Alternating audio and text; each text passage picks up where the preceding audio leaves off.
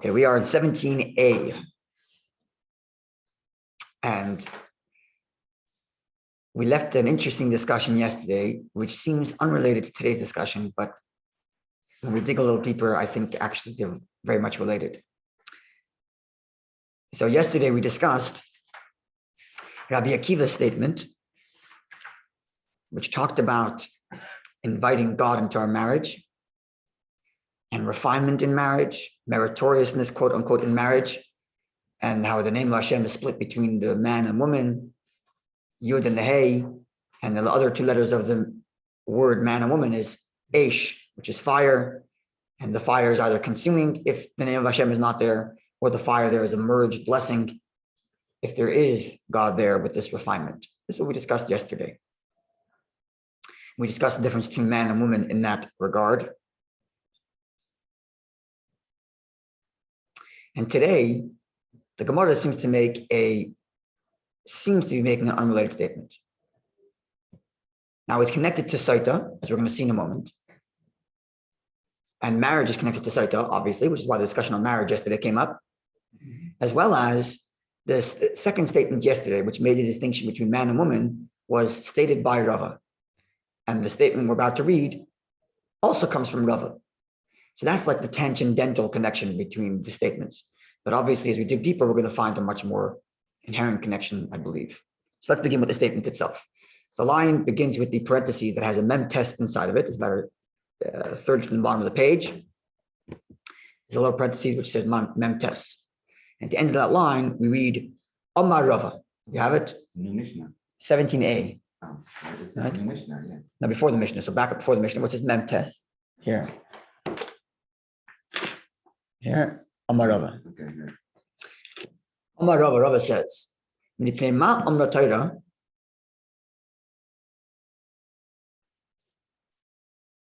Hava afar l'Sotah. Why does Torah say to bring earth for the Sotah? Why earth?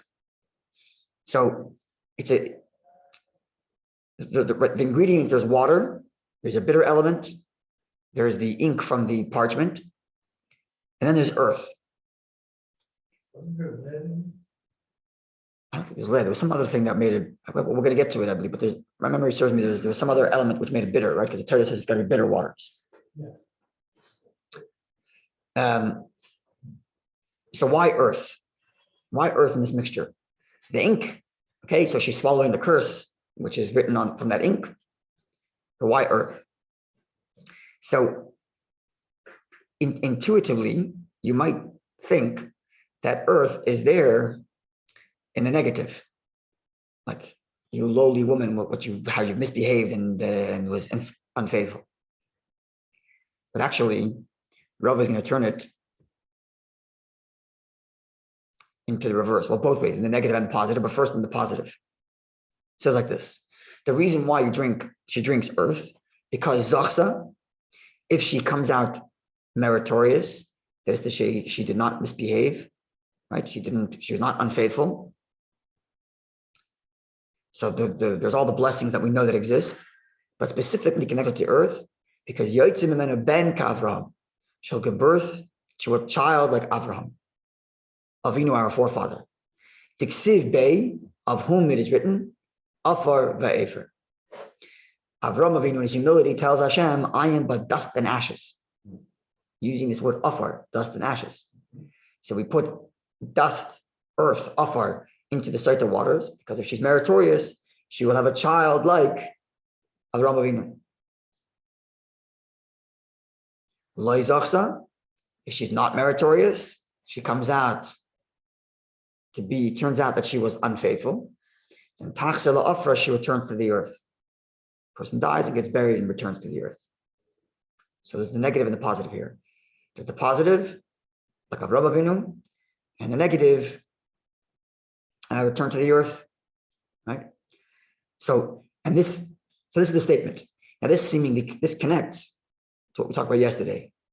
Yesterday we talked about a meritorious marriage that invites God into the relationship, and inviting God helps that meritoriousness, helps the cohesiveness, helps the fire doesn't get out of control, the passions don't get out of control, the passions are focused, the fires merge and we become one, and so on and so forth. if that's the kind of marriage, if that's the kind of meritorious marriage, then children come out healthy. You get children like Avraham Avinu. And this, I mean, thank God your parents, and God willing, one day they'll be a parent. You've seen your parents. We all know this. More than what you tell your children is a huge part of child's upbringing is the way they watch their parents interact with each other. Never mind how they talk to the children, but how the parents interact with each other is a huge part of child's upbringing. I see it all the time, both in the good and the positive and the negative.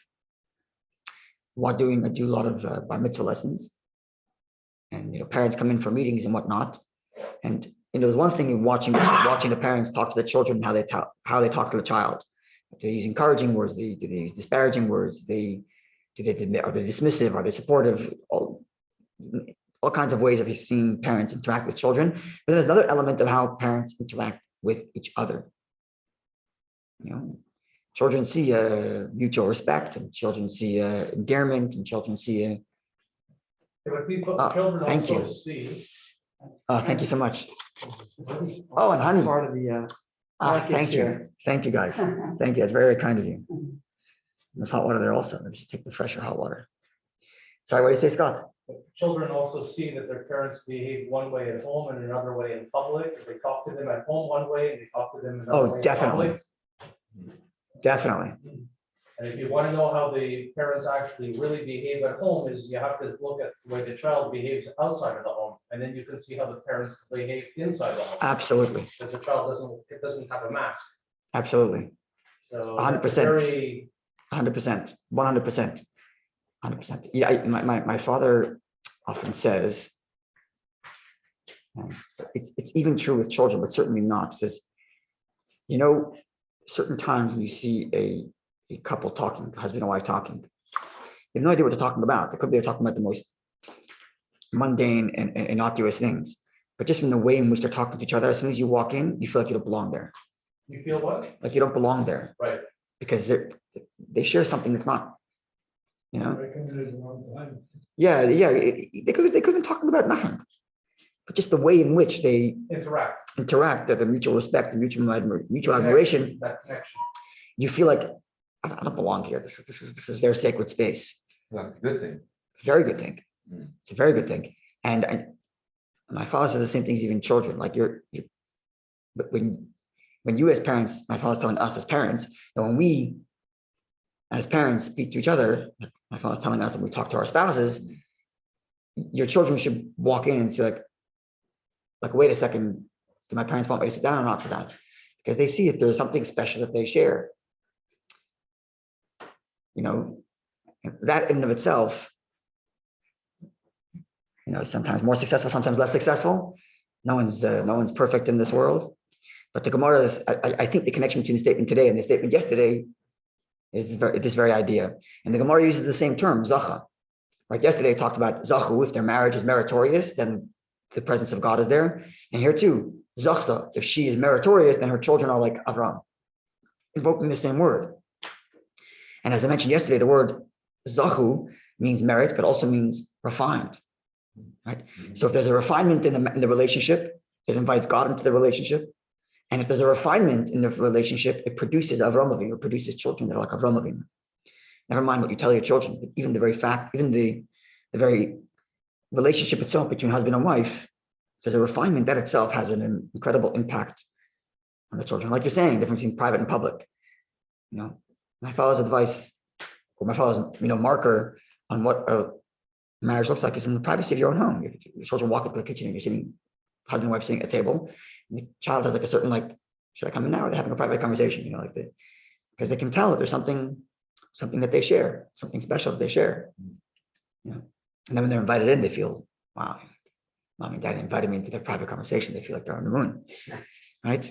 Special. But they feel that way because they sense there's something special that the parents share. That I think perhaps is the connection between yesterday's Gemara and this statement, which leads to the next statement. Which the next statement perhaps is the key to it all. The key to it all. He says, perfect, thank you. Okay. So Darash, we are about a quarter from the bottom of the page. The line begins with the word Darash. There's a little star there, or a little, for me, it's a little hay. The beginning of the line. Darish Rava, I think it's the one before that, Mayor. A couple lines up, beginning of the line. Yeah, there you are. Darash Rava. Rava expounded or gave the following sermon. It said as follows.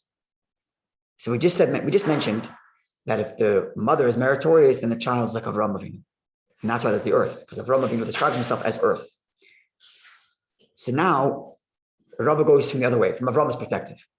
The schar she'amar Avraham Avinu, in the merit of the fact that Avraham Avinu said, "V'anochi afar ve'efer," I am dust and ashes, this humility that Avraham Avinu had.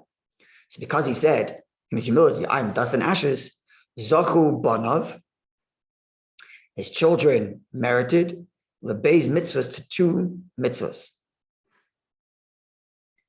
Two mitzvahs related to dust and ashes. Mitzvah number one is Efer Para, the ashes of the red heifer. Right, we discussed it before, the process of purification for one who has become ritually impure because of contact with a dead body. So there's a red heifer that's brought, it's burned, it's slaughtered, it's burnt, and the ashes are mixed with water and it's sprinkled with the hyssop and that whole sprinkling device. So that mitzvah is in the merit of the fact that Avraham Avinu calls himself ashes. Now, Ba'afar Sotah, and in merit of Avraham Avinu calling himself dust, they merited to the Sotah water, which is used with dust, with earth, as we just described. Right? Earth is in the mixture. Okay. So Sotah and Paraduma, the red heifer, are in the merit of Avraham Avinu's humility. So it's almost like the inverse of what we said before. Before we said that if the husband and wife are meritorious, specifically the mother is meritorious in this context, she comes out meritorious from this drinking water. So she merits that her son's like Avraham Avinu, who described himself as earth. That's not the end result. When she comes up meritorious from the Lord. Mm-hmm. Could be false reading, right? Oh, no, we're saying if it's actual merit. If there's real merit. If there's real merit, her children's like Avraham Avinu. Not just that she has something that prevents her from getting the punishment that we mentioned in the previous Gemara. That's what you're referring to? Where even if she's guilty, but because she has some other merit. No, over here I think he means actual meritoriousness. Like in the eyes of God. Right? So before we said that, so it's the inverse. Before we said that in her merit, so she gets a son like Avraham Avinu, who said that he's like dust. Now we're saying the reverse. That Avraham Avinu, because he said he's like dust and ashes, therefore his children, his grandchildren, us, have these two mitzvahs, the red heifer and the Sotah. Now the Rebbe has a beautiful talk on this Gemara with lots of details. I'm just going to highlight one point here, which is like this. The humility here expressed in these two mitzvahs are not just ordinary humility, right? Avraham Avinu is saying, I'm dust and ashes in his humility, right? So the mitzvah that we get, the paraduma, the red heifer, and the Sotah should reflect that humility. So how do the red heifer and the Sotah reflect that humility? Because these two mitzvahs are such mitzvahs that the one administering the mitzvah loses for the sake of a gain of another. The person who does the sprinkling the red heifer, the kohen, himself becomes impure. Not on the same degree of impurity that he's defending the other person from, or he's cleansing the other person from, but he does get some impurity from administering the red heifer. Meaning, like he doesn't have to be sprinkled, but he has to. Yes. That's right. So the mikveh has other processes. It's a lower degree of impurity, but he has impurity. The kohen himself becomes impure. He can't go straight to the temple. He has to go through a purification process. So here's impure from the sprinkling or from the person he's sprinkling? No, from the process of doing the sprinkling. From the process. Yeah, he wouldn't be allowed to come in contact with that person. If that person's, depending on what level, but if that person's impure because they came in contact with the corpse, the kohen wouldn't be able to, right? Because he can't become, okay, I shouldn't talk to that. But he doesn't become impure from the person. He comes impure from doing the process. So this is the ultimate self-sacrifice, the ultimate humility. kind of humility that costs for somebody else's gain. The spiritual standing, the spiritual purity of the Kohen is lessened simply because he wants to elevate the purity of another Jew. It's an incredible thing. And similarly with the Sotah water, the Kohen who mixes the mixture, he's taking it upon his shoulders to erase God's name. To erase God's name, this is a serious business. Erasing God's name is a major offense in Torah. And here he is erasing God's name into the water. By Torah's command, yes, but it's a major thing, right? We learned before that the sages try to dissuade the woman to come clean so that we prevent the name of God being erased. So here the Kohen is erasing God's name for what? To bring peace between husband and wife. So he's taking it upon his shoulders to do a potentially serious offense for the sake of another couple should have peace in their home. So these two mitzvahs are the ultimate humility. Not just humility, oh, I'm nobody, leave me alone. It's not what's happening. They're both actively doing things. They're purifying others. They're bringing peace for others, but doing so at an immense cost to themselves. And that's the ultimate humility of Avraham Avinu, and that's the humility of these mitzvahs. And the Levites took up the bones of Joseph. Similar, yeah. They rendered themselves impure just to do that. That's right. That's right. So, sorry, yeah. No, this is a little off topic, but weren't the Kohanim the ones who had to examine these potential zavs and people who had possible impurities? I think the only saras. So I'm not mistaken. The only time the Kohen is required to do examinations is saras. But he doesn't become impure by doing that. Yeah, okay, all right. Zaras is leprosy? Yeah, the discoloration of the skin. Biblical. Yeah, not the medical leprosy, the biblical leprosy. Yeah, The white spots on the skin. yeah. It could be other colors also, but it's skin discoloration. Skin discoloration due to spiritual affliction. That the Kohen has to declare. The other ones, I don't know if the Kohen has to do be the one that has to do it. If you touch it, you'd be impure. I don't think so. What, for the Sarah? I don't think so. I'm not like my memory's not that good. You'd be on but I the don't- walls. Yes. Yeah, but I don't think that the Kohen becomes impure by doing that process. When it comes to the Torah Duma, he does. So this is an incredible thing. The ultimate humility of being able to sacrifice one's own spiritual standing for the sake of supporting another. It's not from touching the ashes of a dead animal. Part of it, yeah. Part of that. Because So that's what it is. yeah, touching a dead corpse causes a certain level of impurity. Yeah. The highest. Sorry? The highest, no. Of a human, yes. That's what he's using the ashes to purify the other person from. But he himself doesn't get that kind of impurity. It's a different kind of impurity. Oh. Okay. So this is the Gemara on that level. Now connecting it to the previous Gemara, and this is where I think the key is.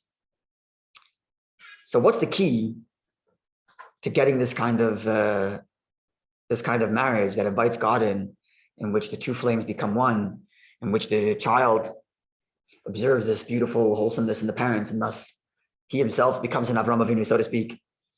Perhaps the key is here, in this kind of humility. It's the ultimate marriage, if anything, is the ultimate humility. It's the ultimate humility. And in many cases, you will do things that are, so to speak, lowering your standard, as it were, for the sake of the marriage, for the sake of your wife, for the sake of your children. It's sacrifice that cost. Like the red heifer sprinkling. He becomes impure, but somebody else becomes pure. The things you wouldn't do normally, you're saying? Or?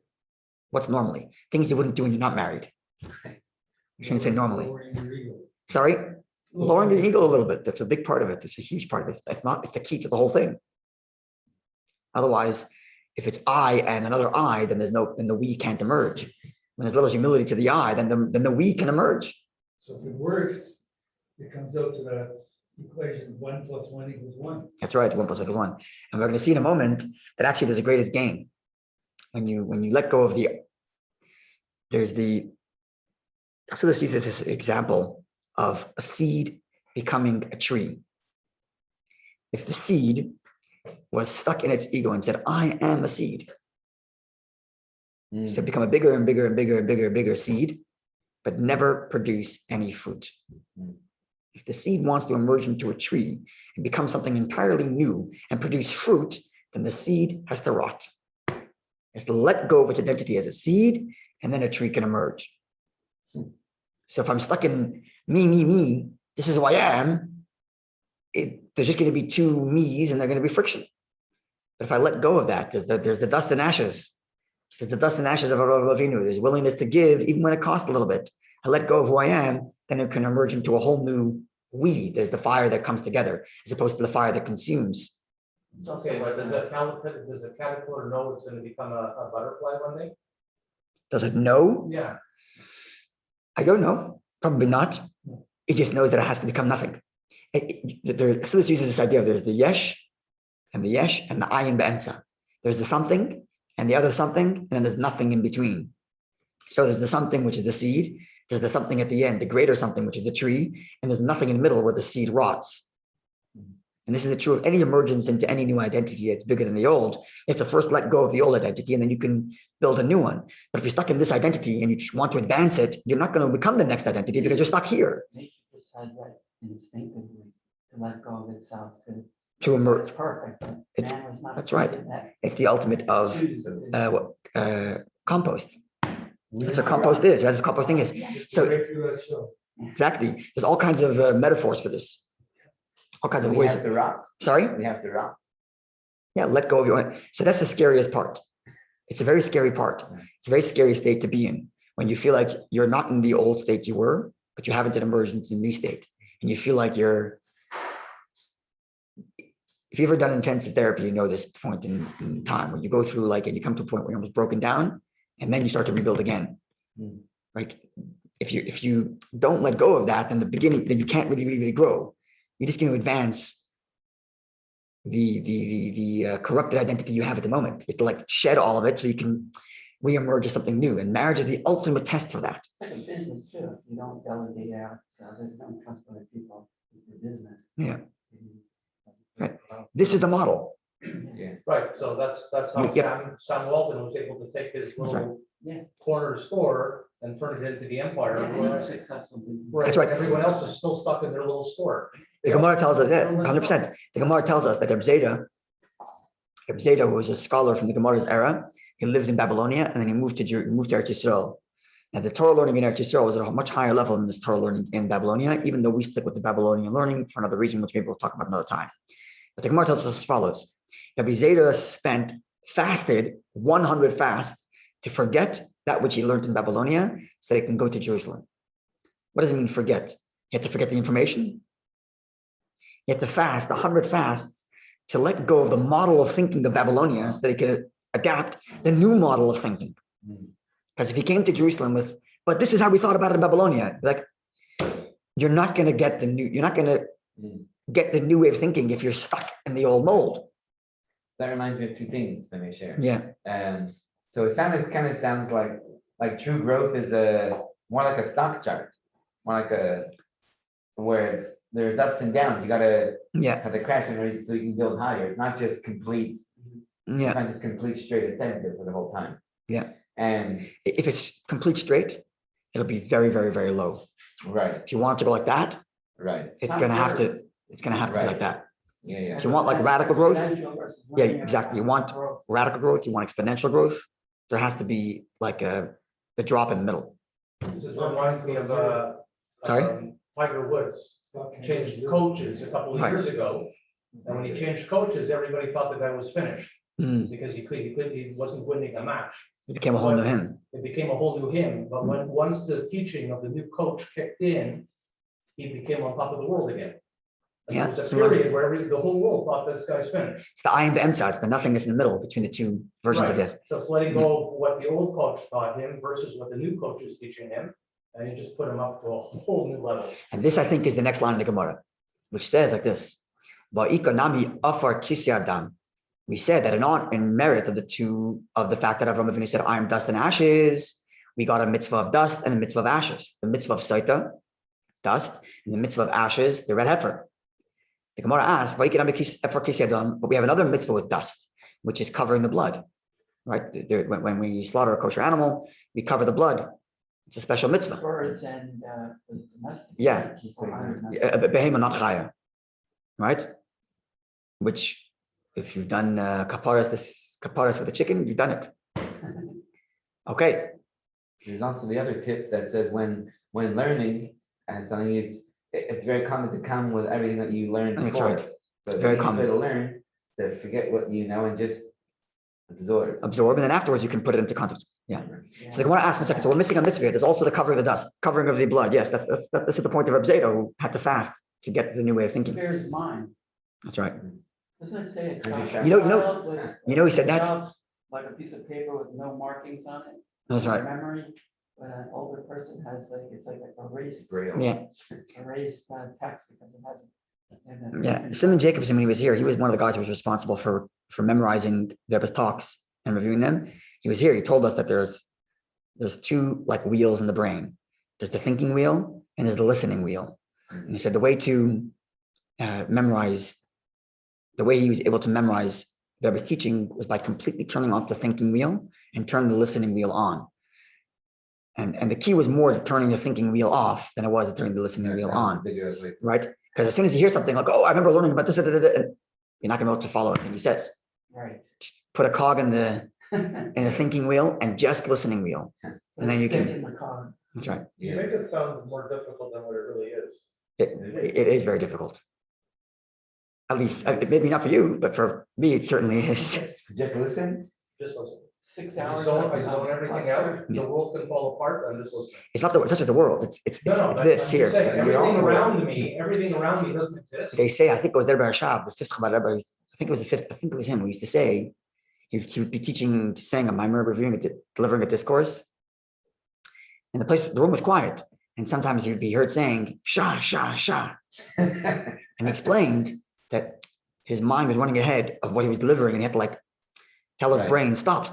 I'm trying to say this. Don't go off into where you're telling himself, Shah, quiet, not to let his mind run somewhere else. So he can deliver. He's getting ahead of his mouth. Exactly. Because he's trying to deliver a certain piece of content to his listeners, but his mind knows so much more than what he's delivering that it's already racing off to 1,000 other things about what he's saying, and he has to tell his mind, stop going there, so I can deliver this. Otherwise, I become overwhelming. And I think it was the Rabbi Shab, fifth Chabad Rebbe. Anyway, this is on the delivery end, but certainly on the receiving end, you got to do that. Anyway, okay, so I want to conclude this. So the Gemara asks, why isn't the covering of the blood on this list of mitzvahs that we got for the merit of Avraham, who said, I'm dust and ashes? It's another mitzvah related to dust. So the Gemara answers, Hasam, with respect to the covering of the blood, Hechsher mitzvah ika, there is the investment in a mitzvah, but hana aleka, there isn't necessarily a gain in return. There's no gain in return. This is the Gemara's answer. When it comes to the red heifer, there's purification. When it comes to the Sotah, there's husband and wife get peace between each other and they get blessings with children and so on. So what's the Gemara saying? The Gemara is saying that mitzvahs aren't valuable unless they have a return. So perhaps the Gemara is alluding to what we were saying before.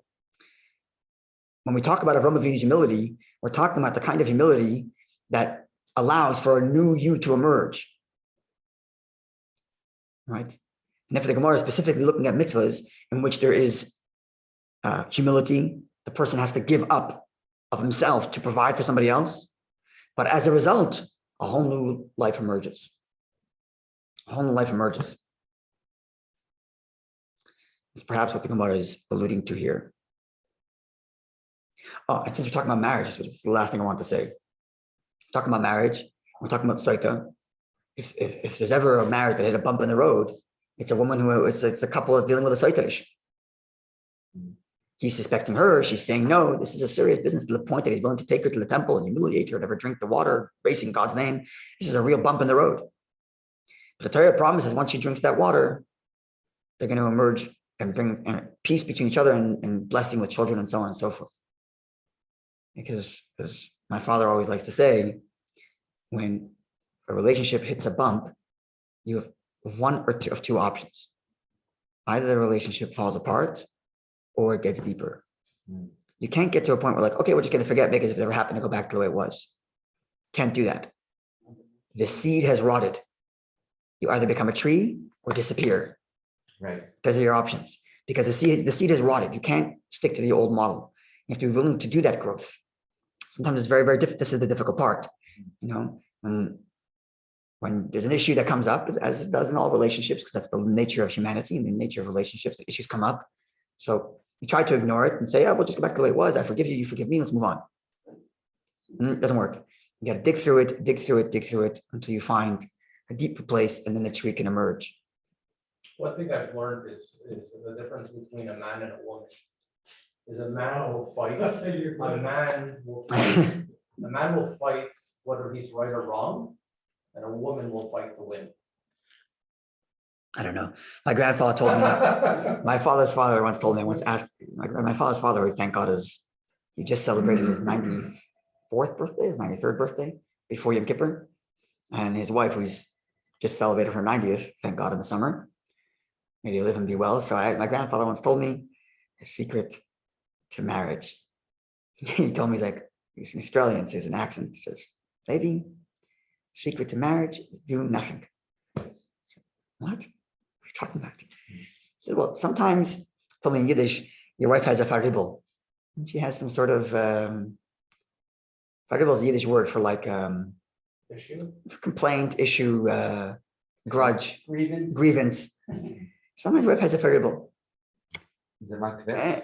Kvetch means this, to nag, or to nag. This is more to complain, it's to kvetch. Faribel means some sort of strife, some sort of discord. She has a complaint, she has some issue, she has something. And my grandfather says, look, you're right, you're wrong, not relevant. You do nothing. Sit and listen, that's all. Don't do anything, don't respond, don't explain. Just listen, and that's all. You're right, she's right, not relevant. Sit and do nothing, just listen. Allow her to share, empathize, and that's it. This is my grandfather's sagely advice after, I don't know, 60-something years of marriage, probably. That's the humility. That's the seed rotting so that the tree can grow. Not that, one second, not that you don't share in a marriage. My grandfather didn't share how he's feeling. The point is, when she's sharing how she's feeling, respond back with how you're feeling. It's not a competition. Listen and absorb. And then when it's time for you to share your feelings, she'll listen and she'll absorb. That's the fires merging rather than the fires competing, we described yesterday. Anyway. What I'm struggling with is the man, let's say the woman thinks the man is fooling around, okay? She can't do anything about it. But if the man thinks the woman is fooling around, he makes her go through all these processes. And if she goes through all these processes and comes out clean, how could marriage be perfect if she still thinks that he's fooling around? So we mentioned at the beginning, right? We mentioned that way at the beginning that if a man is suspecting his wife for Sotah, he should look in the mirror first. Right. But the reality is that in terms of the raw actual halacha, like the practical halacha, if a man is messing around, the court will force him to divorce. In modern times, it will happen. Jewish court will push him till he divorces her if she wants. If she doesn't want, she can stay around. But She's clean. she went to, if he's let's say he's caught.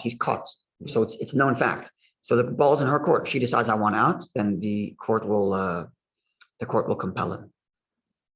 And back in the day, compel him quite literally compel him, even physically if necessary. Or what if Back in the day. she was completely innocent? She went through this process, being accused in public, humiliated. Perhaps she doesn't want to go back to someone who put her to public humiliation. That's a good question. No, So he's completely not right. an infidel. Yeah, it's a good question. It seems like that. Let's just You don't go back to just because the water came out. Has children now, she's meritorious, but there's a strain now. That's what I was saying. That's what I was saying. There's a strain, right? So you have two options. Either this ends or it grows. There's your only option when you hit such a strain. Yeah. And it seems that the humility of the earth and the water brings about this growth. So that they have to grow and get deeper. Can't be stagnant. They can't be stagnant here now because there's stagnant water brings disease. Yeah. So this earth, that's the whole point of this thing. The earth, the humility, the Avraham Avinu's humility, being able to sacrifice somebody else, inspires a growth. that doesn't exist otherwise. That's the whole point of the Sotah water. It's not just humiliated. Just seems it's- The point is, you go through this low, which then brings a blessing from a much greater high. That's kind of the message of the whole. Sorry? It doesn't seem like it's fair. See, we have to think about this in two ways. If we think about it in a halachic practical way, we can't really derive from the Gemara. We have to open up code of Jewish law and see what is done. When we learn the Gemara here, we're learning what's the mitzvah from God's perspective and what are we taking from it. On a practical level, the Gemara is the background to the practical level, but the practical level is actually written in the Shulchan Aruch, in the code of Jewish law, and there we have to see exactly what's done and what's not done.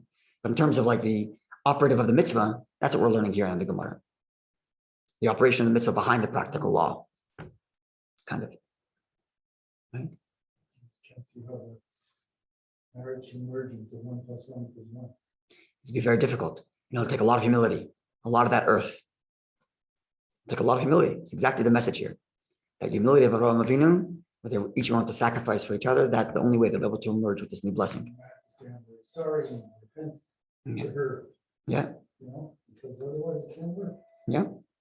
100%. So they both have to be ready to be very humble. Yeah. Okay, wonderful day, Yidden. Wow, Very powerful stuff. that's great. It makes you think of like when I was in my notes in Shiva, there's, the thing that there's no mirrors in the entire building. And you go for a long time without knowing what you look like. Because it just removes the vanity. You just see other people. You have to learn to put your guitar on that nerves. Yeah.